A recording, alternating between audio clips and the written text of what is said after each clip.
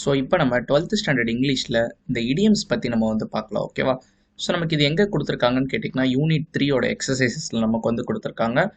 So நமக்கு இது match the following மாதிரி. ஓகேவா? ஸோ இடியம்ஸ் கொடுத்துருக்காங்க அண்ட் மீனிங்ஸ் கொடுத்துருக்காங்க. ஸோ எந்த இடியம்க்கு எந்த மீனிங் வரும்ன்றது தான் நம்ம வந்து மேட்ச் பண்ணோம். ஓகேவா? ஸோ இடியம்னா ஒன்றும் இல்லை, மறைமுகமாக ஒரு இதை நம்ம வந்து சொல்லுவோம். அதான் பார்த்தீங்கன்னா இடியம். சேவ் ஒன் ஸ்கின், பேர்லேயே தெரியுது. சேவ்னா என்ன? காப்பாற்றுறது.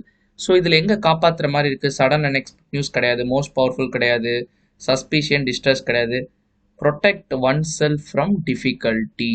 ஸோ இதுதான் பார்த்தீங்கன்னா சேவ் ஒன் ஸ்கின். ஸோ நம்ம இங்கே நம்பர் போட்டுடலாம், 3, 4. ஸோ உங்களுக்கு எக்ஸாமில் இப்படி கேட்க மாட்டாங்க. எக்ஸாமில் உங்களுக்கு எப்படி கேட்பாங்கன்னு கேட்டிங்கன்னா 1 மார்க்கில் பார்த்தீங்கன்னா உங்களுக்கு வந்து கேட்கலாம், make both ends meet. So ரெண்டு எண்டுமே கரெக்டாக மீட் பண்ண வைக்கிறது. மீட்னா சந்திக்கிறது, தேவைகள் சந்திக்கப்படுறது. அதாவது ஒன்றும் இல்லை, நம்ம ஒரு சர்டைன் இன்கம் வந்து வாங்கியிருப்போம். ஸோ என் சம்பளம் 5000 கேட்டிங்கன்னா என் எக்ஸ்பெண்டிச்சர் வந்து 5000 கீழே இருந்துச்சுன்னு வைங்களேன், என் செலவு, என்னோட இன்கமும் எக்ஸ்பெண்டிச்சரும் மீட் ஆயிடுச்சு. ஸோ அதான் பார்த்தீங்கன்னா make both ends meet. So அதுக்கு பார்த்தீங்கன்னா manage one's expenses within one's income. ஓகேவா?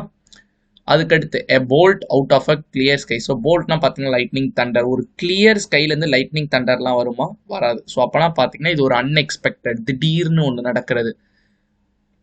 ஓகேவா? ஸோ கிளியர் ஸ்கைல போல்ட் வருதுன்னா டெஃபினெட்லி பார்த்தீங்கன்னா it's a suddenly. So sudden unexpected event or news. ஓகேவா? அதுக்கடுத்து பார்த்தீங்கன்னா கோ டு கிரேவ். நம்ம எல்லாருக்குமே தெரியும், கிரேவ்னா கல்லறை. ஸோ அது பார்த்தீங்கன்னா நம்ம இந்த உலகத்தை விட்டு போகும்போது வைப்பாங்க. So it's to exit the world. அதுக்கடுத்து have the whip hand. Whip அண்ட்னா ஒன்றும் இல்லை, கரெக்டாக சொல்லலாம் சாட்டை அடின்னு சொல்லலாம். ஸோ இங்கே இருக்க பாருங்க. ஸோ இதான். ஸோ அவங்க கையில் பார்த்தீங்கன்னா அவ்வளோ அதிகாரம், அவ்வளோ பவர் இருக்குது. அதாவது பார்த்தீங்கன்னா to be the most powerful. So அதோட ஆன்சர் அதுதான். ஹேவ் த விப் அண்டோட மீனிங் வந்து to be the most powerful. And last பார்த்தீங்கன்னா அண்டர் அ கிளவுட். ஸோ நம்ம எப்பவுமே அண்டர் அ கிளவுட்ல நின்றுனா நமக்கு பிரச்சனை தான், எப்போ என்ன வேணால் நடக்கலாம். ஸோ அதான் அண்டர் அ கிளவுடோட மீனிங்.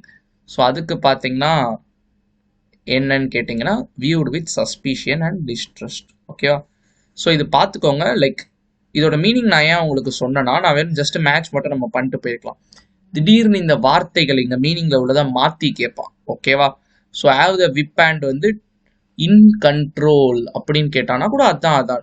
ஏன்னா வந்து சாட்டையடி அடிச்சு என்ன வேணா நம்மளால பண்ண முடியும். கையில தான் அவ்வளோ பவர் இருக்கு, அவ்வளோ கண்ட்ரோல் இருக்கு. ஓகேவா? இது எப்படி வேணா உங்களுக்கு வந்து கேட்கலாம், பட் உங்களுக்கு புரிஞ்சிருக்கும்னு நினைக்கிறேன். ஸோ ரொம்ப பேசிக்ஸ் தான். 1 மார்க்கில் கேட்கறதுக்கான சான்சஸ் இருக்கு. நம்ம சேனலை சப்ஸ்கிரைப் பண்ணிக்கோங்க. இந்த வீடியோ உங்களுக்கு ஹெல்ப்ஃபுல்லாக இருந்துச்சுன்னா நெக்ஸ்ட் ஒரு வீடியோவில் உங்களை வந்து சந்திக்கிறேன்.